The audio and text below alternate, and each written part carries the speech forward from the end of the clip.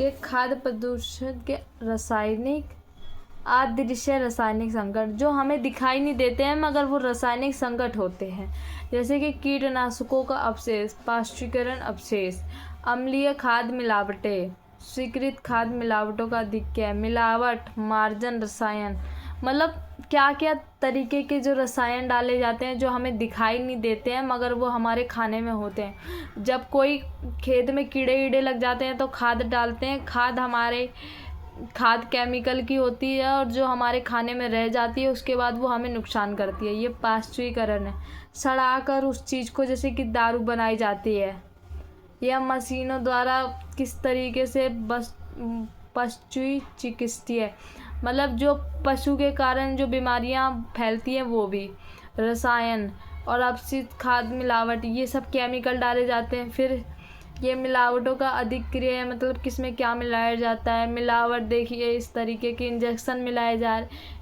डाले जा रहे हैं सेबों को बड़ा करने के लिए। फिर मार्जन रसायन स्प्रे डाला जाता है, ये हो गया। उसके बाद ये खाद्य पदार्थ जो जैविक होते हैं, मतलब जो जीव जंतु होते हैं उनसे हमारे खाद्य पदार्थों में दिखाई जाने वाले जैविक संकट, जिनसे हमारे खाद्य पदार्थों को नुकसान पहुंचता है, ये जीव जंतु हैं। सबसे पहले मक्खी हमारे खाने में बैठती है, घुन होती है, धुन बोलते हैं इसको मगर हमारी भाषा में घुन कहते हैं, जो चावलों में रहती है। इतना छोटा सा कीड़ा होता है। तिलचट्टा मतलब कॉकरोच, जो खाने में आ जाता है उसके बाद खाने को ख़राब कर देता है। फिर झल्ली होती है, इस तरीके का कीड़ा। फिर कृमि होती है, किस तरीके के कीड़े हैं।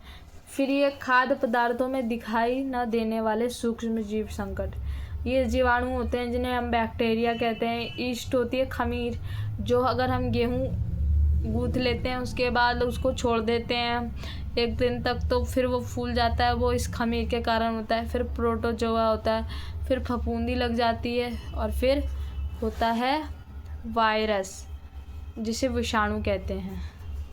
विषाणु जिसे विषाणु कहते हैं, इसे वायरस कहते हैं इंग्लिश में।